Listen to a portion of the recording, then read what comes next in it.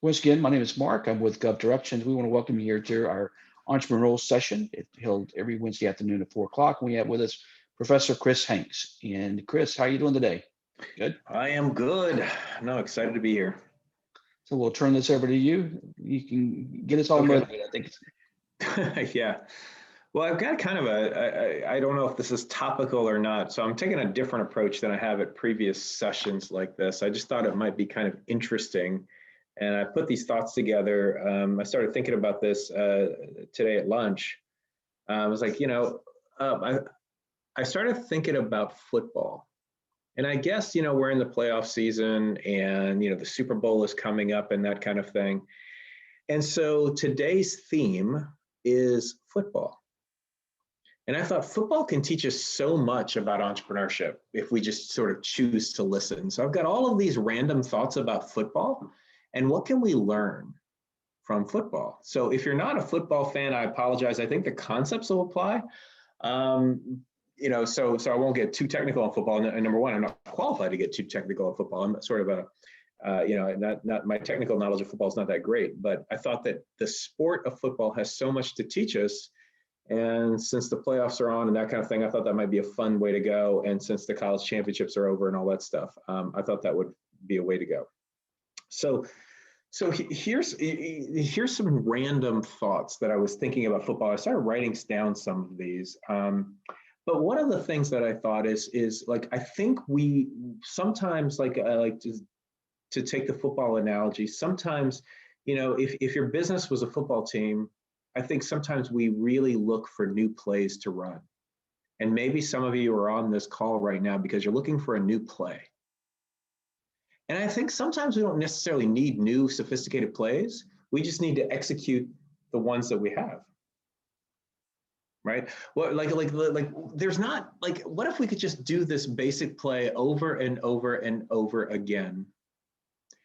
And almost similar to a drill in football, like what's the drill that you need to do over and over and over again that is most likely to lead to your success? I read a book on a long time ago, it was a while ago, it was on Tony Dungy when he talked about this leading the Colts to the Super Bowl when he was in charge. And he got a lot of criticism when he first took over as coach. And a lot of his players didn't like him either because what he focused on was just shaving off a fraction of a second, when the ball is hiked. And they did that drill over and over and over and over again. And the first few games he didn't start off with it as a great season, but he stuck with that plan and got criticized a little bit for it, but then he stuck with it and he swears that that's why he won the Super Bowl. So anyway, I was just thinking about, like, is there a drill or is it like that you need, like, instead of the sophisticated new play, hey, here's this new innovative thing in business. Business is pretty simplistic. In marketing, we make a promise to the customer, and operations, we're delivering that promise to the customer. There's not, how much sophistication do we have in those lanes versus, okay, here's the play, here's what I'm going to do. I'm going to hold myself accountable to doing these things consistently on a daily basis. Every time I run the business, here's the play that I think will allow us to win the game. So I think that that's kind of an interesting thought, and I don't know if that's helpful to anybody else. Another sort of random thought that I think that we can learn from football is a football coach will be very clear when it's fourth down on what to do. If it's 4th and 2, are we going for it or are we punting? That's a very clear thing. Now, I don't know if all the players agree that that's the right call, but they're all very clear on the call. They, and the coach doesn't know the outcome of the play. We don't know the outcome, but you can be clear in the midst of all that uncertainty. You provide that clarity. 4th and 2, what should we do? We're going to go for it. Was that the right decision? I don't know. We'll find out together, but we're going for it. And I wonder how good we are at providing that kind of clarity. 2021, there's all kinds of uncertainty, right? There's tons of unknowns. Are we expected to know what's going to happen? Of course not. A year ago today, none of us could have predicted what happened in 2020. But so what? We're not supposed to predict the future. What we're supposed to do is give clear signals in the midst of all that uncertainty in the future. Hey guys, here's what we're doing this quarter. The next 90 days, here's our outcome. Here's what we're going to do. We give clear signals if we gave clear signals in the midst of uncertainty, I bet we'd be better leaders, because I don't think business owners we're not necessarily good at that. We're so busy on the day-to-day that we don't always think about, like, okay, how do I clearly communicate the signals, and how do I clearly define what the win is? In football, we know what the win is, and everybody can see what the win is. Everybody can see the scoreboard, and we know what score it is. And you don't go to somebody like a player and says, hey, how did the game go? Oh, great, I got 150 rushing yards. That's not how they measure the win. You either won or you lost. And you got your excuses. Hey, we won, or I think we lost because our best player was hurt. I think that we lost because that ref made a bad call. We've got our excuses, but we know whether or not we won or lost. If you are like most companies, only 2% of your employees can tell you what the top goal of the organization is. We don't even clearly define the win. And we sure as heck don't give them a scorecard. And so we know if we're winning or losing. Hey, it's second quarter. Are we winning or losing? We don't know. How can I give you my all if I don't even know what I'm playing for, what the win is? And I think that if we could learn that from football, like we give that kind of clarity, I think that we would be better. I know we'd get better results, because imagine a football team, again, getting together at the beginning of the season, not knowing what the goal is. They're all clear on that. They're training for the Super Bowl. They want the Super Bowl. What's your Super Bowl? More money? Well, if I work for you, so what? I don't get any more revenue. I don't know what that means, really. So what's in it for me if I play hard for you? I think that if we can answer that, that'll be powerful. And I think another thing, it was just a similar concept that I think we can learn from football is, a lot of business owners feel like, I hear this from business owners all the time. Well, you can't get people to care enough about the business. Nobody cares like the owner. Nobody works as hard as the owner. I don't agree. In football, I see people playing really, really hard, and they may not even like the owner. And they're giving all they got, and they don't even, some of them don't care anything about the owner. Maybe not even know, who the owner is. So just because you're the owner doesn't necessarily mean that nobody will work harder for you. You just haven't given them a reason to play. I think that there's a way to get people to care more about the outcomes of your business than you. Now, I don't think it's easy, but I think that they do. These same people that you're trying to motivate will go to a football game, wear a jersey of a team that they'll never be a part of, and then go home, on the weekend, and then come back Monday and work for you. They get more excited about wearing somebody else's jersey than your jersey. And I think that's on us, because we don't necessarily give them a reason to care and a reason to want to work hard for you. But most of us want to feel like we're part of something more significant than just ourselves. Most of us want to feel like we're part of a winning team. But we never even describe what winning is, and every day feels like yesterday. It feels like Groundhog Day sometimes when you work for an organization. And you say, hey, man, I've got 5 years of working of industry experience working for you. No, really, I got 1 year of experience, and it's just repeated 5 times, because I'm doing the same stuff every day with no sense of winning, no sense of sacrificing for a greater good. Because the people who the people who go to the playoffs in the NFL, and the people who go to the Super Bowl, they've been training for that event since they were 6 years old. They train for they train for so long, for 2.5 hours of playing time during the season. They train for 6 months for 2.5 hours of total playing time. So there's a lot of training that we have to do in bettering ourselves. That's why I really respect formats like this, where we come together to get better, because this is what we have to do. This is the hard work that people don't see of running a business. We watch the games on Sundays, but we don't necessarily see all the time in the weight room, all the time reviewing plays, all the time of 6 months of just training, of total dedication. We don't see that. We just, so sometimes we want the outcome, or I think it was Bear Bryant who said, there's a difference between wanting to win and willing to. We want the results, but are we willing to pay the price of becoming great? And I think that's something that we can learn from NFL is I think that most of those people are paying the price of being great, right? I've never watched a football game and seen players texting on the sidelines or multitasking on the sidelines. They're totally focused and engaged on what's most important.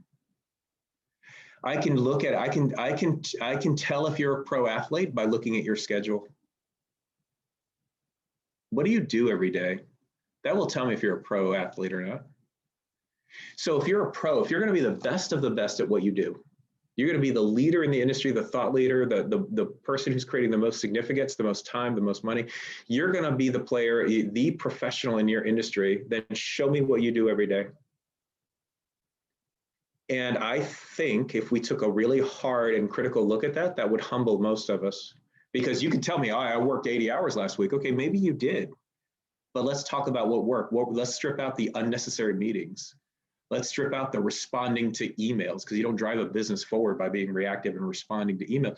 Like, let's strip away the things that are just, okay, the things that are keeping you busy versus the things that are driving your business. We confuse busyness with business.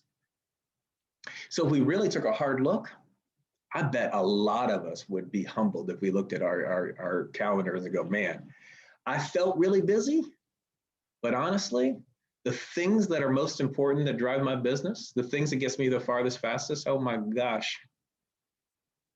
Because we don't focus as business owners on what's most important. We tend to focus on what's most loud. What's the thing that calls my attention? This guy called me 3 times. I got to get back to him. Oh my gosh, got this emergency. So we're not running our business. Our business is running us. So I think we could learn a lot by saying, okay, what would a pro do? What would the best CEO in the world do in my situation? And let me start acting like that. And if I start acting like that, then I start getting better results over time. So, another thing, I've got tons of thoughts on these. So if you got any questions or whatever, we can do that. But I've got a lot of sort of thoughts on this. The more I started listing them out, it's like, wow, there's a lot I can learn from football. But what another thing that I learned is I was thinking about this because about the game this weekend. What I've heard, what little I know, is that they say that could have been Drew Brees' last game as a quarterback as a New Orleans, retiring. And that made me think of this. Your best quarterback is not your best forever quarterback. Just like it is with your people. You may have a marketing director that's really, really good at $1 million a year or in revenue organization. That's not your player for the $5 million a year organization. So you either have to start getting them in front of people and start developing them so that they can become that person, or you need to start looking at how do I get other players? Because when I think like a startup, startups are about how you're wired as an entrepreneur, but grow ups, or as I'm growing up a business, is more about how you wire the organization. And I've got to get good people involved. And again, my best quarterback then, not necessarily my best quarterback now, because I'm playing a different game now.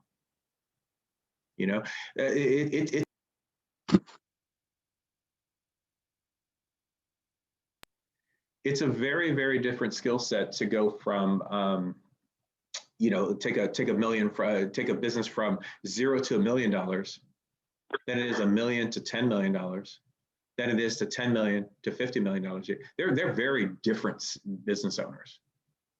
And so maybe your best quarterback at that level is not necessarily your best quarterback there. So you got to think about that as I'm growing a business, because you got to put a team on the field that outperforms competition. And I got to think about that, like as if I'm going to grow, can this person grow with me? If not, how do I develop them to grow? Um, all right. So another thing that I thought was kind of interesting about this is, I guess this goes back to the comment I made about Bear Bryant. There's another coach that I was reminded of when I was putting together some thoughts for this, is Nick Saban. I thought this was really interesting. This is an old quote from Nick Saban, who won, I gosh, yeah, another championship. But this is back when he won his third championship in 4 years. And I remember this interview, and it really stuck with me. He was being interviewed, and they said, "Are you going to finally take some much deserved time off?" And his response was, "Yes, 2 days. Then it's preparing for next year." Like, here you won the national championship, and you plan to take only 2 days off, and it's back to work for next year. And that made me think of this concept that winning is more about what we do in between games. You know, and you know, like this is the kind of stuff when we get to a group of business owners together and I hope to get better, and we all learn from each other, lean on each other. Those are the things that make us win.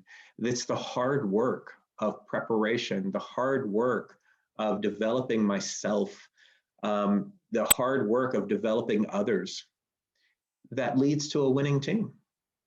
And that's so much work. Oh my gosh, it's so much work. So easy to talk about, so hard to pull off. But I find that interesting. I think winning is more about what we do in between seasons as opposed to sometimes than what we do during the season. So another thing that I sort of reflected on is I think, like, if I wanted to become a great at business, like people do a great at football team, is I need to be more like an NFL scout and be constantly on the lookout for talent. And talent doesn't necessarily mean just the employees that I hire. It could mean, gosh, here's a vendor or a partner like GovDirections, right? You're not going to find an organization that knows more about doing business with the government than GovDirections. So it doesn't necessarily mean that, okay, who can I get to work for me? Because maybe that's not realistic and maybe I can't afford that right now. But who are the people? Like, I've got to constantly be on the lookout for talent. And it reminds me of the story that I heard from a speaker. I heard this speaker, he was a former college football coach who became a CEO. And he was speaking to a small group of business owners, and I was in the audience. And he said something that I'll never forget. I thought it was really, really kind of interesting, because he said that he was mentored by some great college coaches when he was a college coach, and he thought that was going to be his career. And he was asked by the person who was mentoring him, what's the secret to being a great college coach? And he came up with a couple of answers, and then his mentor just shook his head. And he said, no, here's the secret. I'm going to tell you the secret to being a great college coach. It's get the studs. You can watch game film all night, but if you don't have the most talented players you can possibly find, it doesn't matter. If you had me on your football team, you're not going to win. I'll try hard for you and I'll work hard for you, but you are not going to win if you have me on your football team. You're just not going to win. So the idea of getting the studs. And he made the comment that that's so true in business as well. And I do think that that's true. So if I'm going to win, I've got to find talent. Who can help me have access to government opportunities? Who's the best possible resource that I can find that can do that? Who's the best possible person that I can have on my team that can help me mitigate risk, transfer risk, or avoid risk? Who's the best possible person on the team that can help me do financial planning and get my financial statements in order, which basically my financial statements are my scorecard in a lot of ways, right? It's the way I can keep score. Like, well, who can help me with that? And who can help me sort of do the right tax preparation strategies and all those kinds of things? Again, I'm getting the studs. Who are the best? We tend, as business owners, we tend to grab a lot of times what's closest to us, as opposed to who are the studs. Like someone says, hey, I need a good lawyer on my team. You know what? My brother-in-law is an attorney. I'll call him. Okay, well, nothing against your brother-in-law, but is that the stud? Is that the best you can find? Or was he just the most convenient? So who are the studs? Because champions surround themselves with other champions, and I've got to get the best talent I can possibly get on my team. And that's for employees, that's my 1099s, that's my vendors, that's my suppliers, that's my everybody. So I think we can learn a lot from football by just focusing on that. Like, I'm going to be like an NFL scout, and I'm going to be out there for talent, and I'm always, always, always going to find the studs. Here's another concept that I think I learned from, like that I can reflect on when I think about football. Think about the NFL kicker. I don't think the kicker should spend more time blocking. I don't think, if we have only so much limited time of practice and preparation and all that, I don't think spending a lot of time with that person blocking is the best use of resources. And I think that we make that mistake in business. We'll hire somebody or get somebody to help us, and we'll ask them to do so many things. And we don't identify what's their highest level of contribution to this organization. And I bet with this many people on the call, there's somebody who's making that mistake right now. You have somebody who's really good at kicking, who's focusing most of their time blocking. There are people on your team that you are asking them to do something just because it fits a job description that they're not really gifted at, that doesn't make them come alive. What's the one thing that this person does best? And what if I could create the role and give them the freedom in the role to spend most of their time doing the thing that they love doing, that they thrive on doing, that they get energy from doing? And what if I just kept hiring more and more people who did that? We tend, because we're smaller business owners and we have a lot going on, we tend to throw people at all kinds of tasks. And what that does is that jams their time up so that they can't really focus on the one thing that they do incredibly well. And I'm just wondering, boy, I bet the kind of talent that you have, I bet there's somebody on your team who's like, man, this person's really gifted at this. So what if I freed up their time more? And maybe it's unrealistic. Maybe I can't have 80% of their time doing that. Maybe not. But maybe I can just increase their time just a little bit more. Like, hey, I want you to spend more time kicking because you're really great at that. A little less time blocking. I know you still got to do that, but just a little less time. Imagine the results if we were all doing the thing that we were truly gifted at. And the things that we get to do as opposed to the things that we have to do, right? I'm forced to do that because it's part of my job description. It's part of my job description. I don't like job descriptions personally. I know HR people, there's probably some HR professionals on here that would want to punch me or take issue with that. And I'm not an HR professional. I know they may serve their purpose. I just don't like them. I never seen anybody inspired by them. And to me, it's just a list of responsibilities as opposed to, it doesn't really tell me about the highest contribution. I'd rather just say, look, okay, you know what? Here's your mission. You have one mission in my organization, and here it is.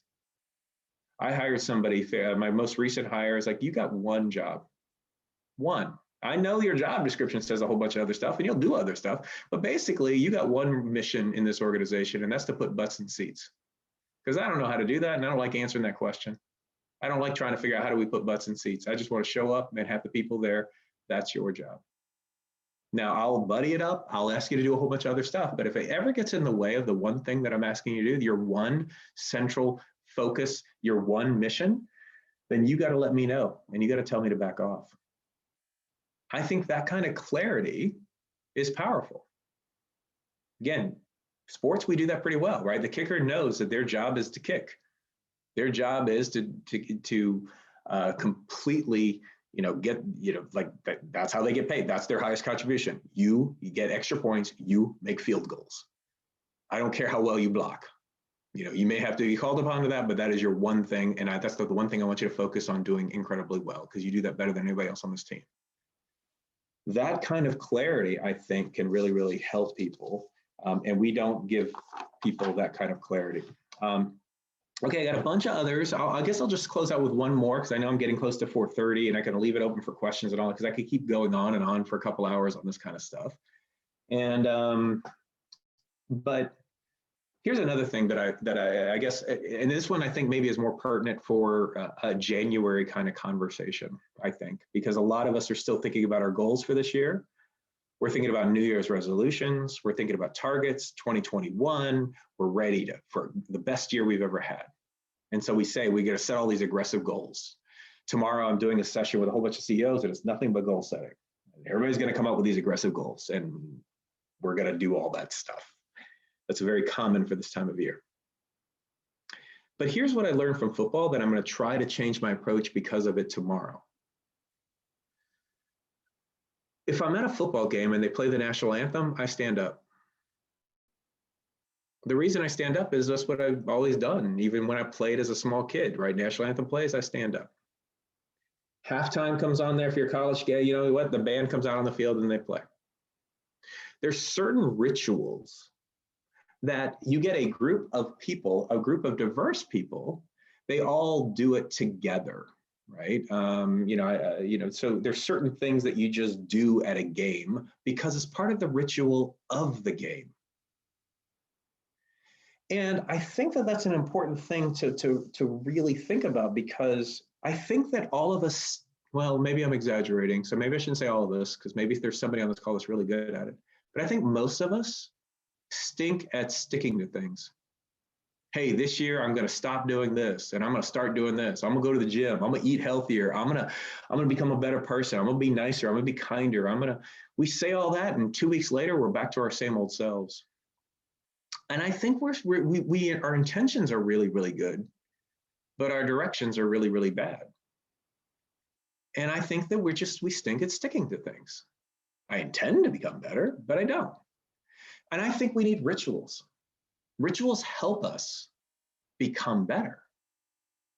So if we can, if the sports world is full of ritual and tradition, and what if we set up our own rituals and traditions? Just a quick example that I coached somebody on just last week, and I said, okay, now from now on, your staff meetings are kind of boring. We're going to change that. Because, boy, if I can tell if you're a great wide receiver, there are certain objective measures I can tell if you're a great wide receiver. But how do I know you're a great leader? I really don't. So what are those metrics I can look at? And one of the metrics I would choose to look at, it's not as clear cut, because, a wide receiver is how fast can you run, right? Okay, let me throw you 10 balls. What percentage of those did you catch? A leader, what would I look at? And I know this is debatable. If I had to choose one, I would watch how you run a meeting. Because if leadership is influence, which is a lot of folks argue that is the definition of leadership in some context or another, then what's your better chance or your best chance of influencing somebody? It's when I'm in a meeting with them, when I'm leading them through something, right? I'm having a meeting. And so meetings are my best example of leadership, and say, okay, well, if that's your best example and your meetings aren't very productive, what if we added a little ritual to it? So before we start the meeting, you always want to go through the agenda, and you're covering information which needs to be covered. But let's start this ritual from now on. Before you start, you say somebody takes one of your core values and you just share an example. And there, everybody goes around the room and just shares an example of, hey, you know what? Pick one of our core values. Like one of our core values is always sort of like, the customer comes first. Great. Then show me an example this week before we start the agenda of where the customer came first and what you did about it. And let's go around the room and everybody tell me that. Now, that's a little ritual. What does that do? If I work for you and I know I'm going to be asked that every week, I better go find a good story that week. I got to go out and make something happen. So now I'm a little bit more likely to just have a little bit better customer service, because I know I'm going to be asked about it every week when I'm in that meeting with you. So that's just an example of just inserting a simple ritual that maybe takes 5 extra minutes in the meeting, but it adds more meaning to your meeting. And if we could get better, because we're bad at sticking to things, but if I can create rituals, I can get people to change the way they behave and change the way they think, which again is part of the art of leadership. So again, I got lots and lots more, but I guess I'll pause there and just throw it out to the group. What questions do you guys have, if any, about any of this content?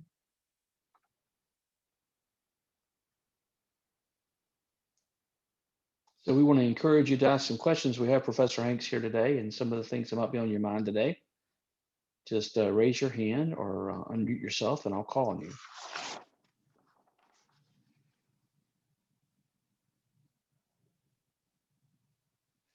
We have a strong class today, Chris. Got about 25 individuals in the room today.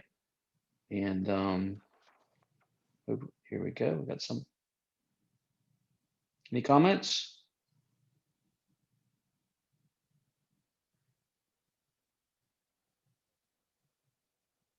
We have a quiet group though, unfortunately. No, and that's fine.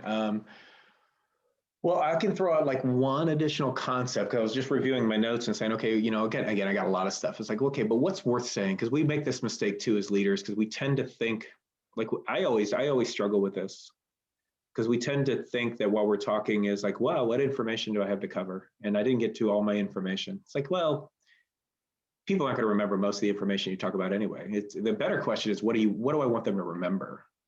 Not, oh my gosh, I didn't go through all my pages of notes because I got oodles and oodles of this kind of stuff. But here's one that I think is worth remembering. I was like, okay, of all the things, if I was going to sort of wrap this up with one more concept, I think it would be this one that I also learned, I think, from football. I think football is a good example of this. And it's the concept of like, if we went around the room and I said, hey, what's your favorite team? Who's your favorite team? Or who's your favorite player? And I promise you that there's other people who hate that team or hate that player. And that's an interesting concept to me. I'm one of these guys that wants to be liked. And when I started creating more and more significance, I was surprised at how many people would criticize me for what I was attempting to do. But I think that's the thing. Anytime you create art, right? Art is that emotional labor that you bring to something beyond the physical transaction, right? Art implies risk. That's why when we watch two teams play against each other, it's fun to watch because somebody's going to lose. Somebody's going to fail. That's actually awesome. See, we claim we want certainty in our lives, but we really don't. Because certainty, we feel more comfortable and we feel safe in certainty, but we come alive when there's not. Nobody would want to watch a game if you knew the outcome of every game. It'd be boring. We like not knowing. We like finding out. I like, as a parent, watching the people my children are becoming, right? If I already knew the end of the story, it wouldn't be I wouldn't come alive as much. So we tend to say we want certainty, but I don't think we do, because life begins outside our comfort zones. And so when you have art going on and you have one team going to win, one team going to lose, one team trying to do it this way, a team doing it another way, anytime I put myself out there like that, I'm going to get criticized. Name a leader that you respect. And if we took time to do that, I promise you one thing. There are people who hate that leader. There are people who hated that leader, hated that leader, right? Because anytime I try to do something significant, right, it's easier to criticize how I do it than to do it myself. Like, I can watch a football game and criticize the player. I sure as heck can't do it as better than that player. That's why I'm watching and they're playing, right? I can criticize football all day long, but I can't outplay them. People can criticize the way I do business, but they're not creating the kind of business that I'm creating. So I just say all that, I guess, is because you're going to invite critics, especially as you get more and more significant. It's an invitation to criticism. Just like any leader I respect, they've been hated, not by a few, but by many. So how dare I expect different? They'll never erect statues to critics. And so if you're going to create significance, you have to accept the criticism and just say, look, that goes with the territory. Great coaches are criticized. Great players are criticized. Anybody is going to be criticized. And so I just think that's important to remember as you go through that. And people are like going to point fingers and say, you shoulda, you coulda, why did you do it this way? Why did you do that way? You know what? If I'm going to be a great leader, I'm going to be criticized and I'm going to be okay with that. No leader is universally liked. I'm going to define my mission. I'm going to be clear on everybody's roles in that mission. I'm going to describe what hangs in the balance if we do not accomplish our mission. And I'm going to tell them what they get if they do achieve that mission. That formula really works well for motivating people. And I'm going to do that. And people are going to criticize. but that's okay. Just like any great team or any great player, they get criticized as well. So people are really quick to criticize, but you know what? We listen to those voices. You'll never develop the business you could have, and you'll never ever unleash the potential that you do have if we listen to those people on the sidelines that are critics. So anyway, I guess with that, I'll sort of pause it there, open it up, see if there's any other final questions before we wrap up for the day.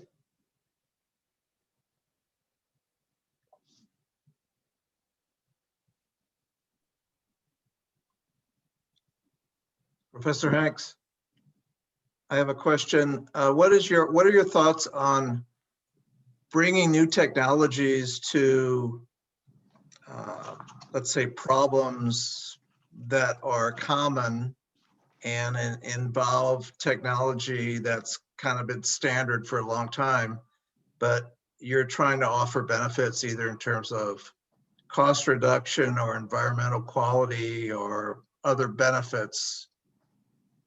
And it seems difficult to get over we've been doing this for years and years. Yeah. You got to try something new, or you're asking us to try something new. Right. What are your thoughts on that? Well, there's a lot, and I'll try to be brief because that's what we do anytime we market. We're trying to change behavior, right? I'm trying to get you to change behavior. I want you to switch to my product or my service, and I want you to change, and that's hard. And we hate change. Organizations all gravitate to status quo, right? And that's it was brilliant case study. IBM was brilliant because people would find cheaper and people would find faster, but IBM's response was nobody ever got fired for hiring IBM. So if I change to you, I may have a cost reduction, but if it doesn't work, it may be my job on the line, right? And we're more motivated by a sense of loss than a sense of gain. I'm not going to risk my job. I'm not going to risk my reputation. I'm not going to risk having to go to somebody else and say I was wrong and I made the wrong decision. So those are some of the underlying factors that may be there without knowing too much about your business. So I would say, okay, how do I address those issues? Because cost is one thing, but a lot of times people who make the buying decisions, it's not their money. So they don't really care if hey, I can save your company money. Well, great. Let them put more money in my paycheck. So what's the real reason people are saying no? And I want to address the real reason. So if it's like, wow, you know what, it's risky to change to you. We've been doing it this way for years and it's risky to change to you. Give me a risk-free option. What's my guarantee? And if you could give me a risk-free way to do that, then I'm much more likely to do that. So you got to remove my risk. Make it so easy for me to say yes. Make it easier for me to say yes and almost like a no-brainer. Like, how do I do that? And there's several ways to do that, but one of them is what's my guarantee? Hey, we're going to do this together, and you know what? I'm going to come in here. We're going to implement this new technology, and I tell you what, if you don't like it, we're going to give you double your money back. That we're that confident in our product. Now, I know that's just a top of mind example. I know nothing about your business, so that's a dumb probably example. But there's several things that I can do to remove that fear of change. And we've got to be instruments of change, right? You're offering a new and better way. Well, give me a safe way to implement your new and better way. Make it safe for me, make it easy for me, and make me look good doing it. Those are kinds of some initial thoughts, I guess, that I have on that. I don't know if that was helpful or not.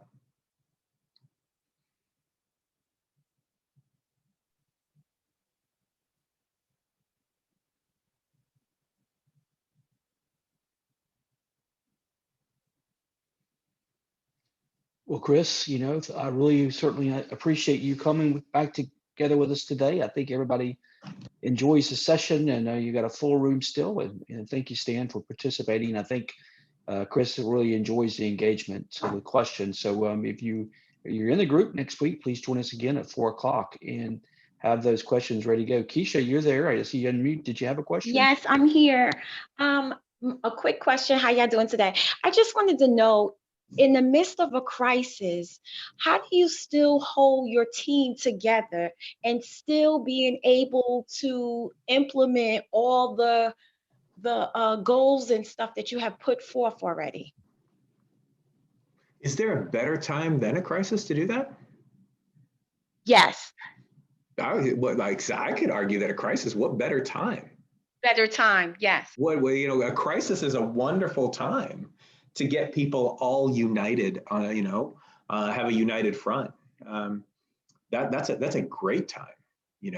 It's times of challenge and controversy that character is formed, not in times of comfort and convenience. That's a paraphrase of a Martin Luther King quote that I've always liked. But boy, that's what a great time. So I would say, how do you avoid a crisis? Like I almost want to manufacture a crisis sometimes. Like, hey guys, I know things are good, but the next 90 days, I'm scared, and here's why. So for the next 90 days, here's our goal, here's our outcome, here's what I want us to do. So the way you do it is the way you would do it in times of crisis or not crisis. Like, what's the clarity? What's the vision? What's the picture of the future that produces passion in your team and you? Like, give me that picture and let me see it. Don't let me just, I can't see success. Paint a picture for me. If if that phrase, you see what I'm saying, I have to see it because my subconscious thinks in terms of pictures, not words. So let me see it. Paint me a picture, because if my life is really better by following you, I can get real excited because hope gives me power in the present. So I can get really, really excited. So give me that vision. Tell me what the mission is. Tell me what the vision is. Tell me my role. What's my role in the mission? Because we all want to be we want to have a part to play in a bigger story.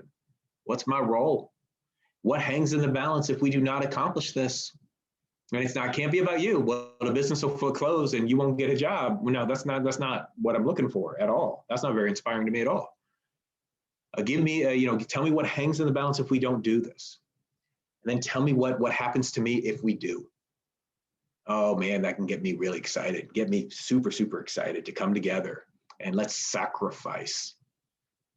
Give me that picture of that. Okay, again, taking the football analogy, since I carried this through the whole time, when people score a touchdown, they dance in the end zone, but yet I accomplish a goal. So what? You just change the goal for me and you just, it's just another day. What's my dance in the end zone moment? What's in it for me? How do you help me have my dream? Wouldn't it be interesting? This is an interesting question. Now, I know this is going to sound a little silly without developing it further, but I think it's a good question. So I won't develop it further because I know some of you are going to push back, and this may even offend a few folks because it may sound silly to you. But wouldn't it be interesting if the least important thing that an employee got from working with you was the paycheck? There are people who volunteer and work for free, right? Why? We are wired for meaning. We are wired to work. We want to do stuff. Very few of us say, look, I just want to sit at home and watch TV all day and do nothing else. That may be good. That may sound good to us for a little while, but not over time. And so it's in us to want that. And you, as the business owner, as the leader, have this incredible opportunity to give the people the gift of feeling like they belong to something bigger than just them. What a gift that is. What an amazing ability. Because I think we're all haunted by the fear of insignificance. And one of the things that business owners that we can create, and this is one thing I say to a lot of business owners, because business owners ask me all the time, in fact, somebody asked me today, why should I join one of your cohorts? And I said, well, I believe a business gives you three things. It gives you more time, it gives you more money, and it gives you more significance. And we know exactly how to do all three. In fact, we're going to put a date on it. I will give you the date that we're going to get to all three of those things. We all want that significance. We all want that ability. So anyway, I think entrepreneurship is a great tool to create that. So I don't know if that was helpful or not, but those are sort of, again, top of mind. It was. I like the question though, Keisha. I like it. Thank you, Keisha. So once again, next Wednesday at 4 o'clock, we want to be respectful of Professor Hanks' time today. And I do have his contact information in the chat box there. He works with companies and helps you propel to that first 700,000 revenue or the next level of revenue. So reach out to Chris. And join us next Wednesday, but also on our Gov School schedule on Friday, this coming Friday at 2 o'clock. We will be talking about decision making and purchasing at the local level, and get into some of the nitty gritty of how decisions are made to hire your company with local government contracts. And so join us at this same Zoom link at 2 o'clock on Friday. Any final comments there, Chris? I don't think so. I mean, I don't know if this analogy really carried, and if some of you sort of liked that kind of approach, but I do think that there's a lot that we could learn from that. And so I guess I'll just leave you with this thought is, what's your Super Bowl? When you imagine yourself hosting a trophy over the head, what did you accomplish by doing that? And the more specific we can define that. I like to define it in terms of time, and I like to define it in terms of money, and I like to define it in terms of significance. But however you want to approach it, but what is that? And then we're more likely to play harder because now we can see what that reward is. So, and then run towards that prize. So anyway, but thank you guys so much. I appreciate your time and attention. I know it's a precious resource, so thank you so much. Really enjoyed it. Thanks, Mark, for inviting me. And I guess I'll see you guys next time. It's always our pleasure. Have a good day. Thank you. Thank you. Thank you.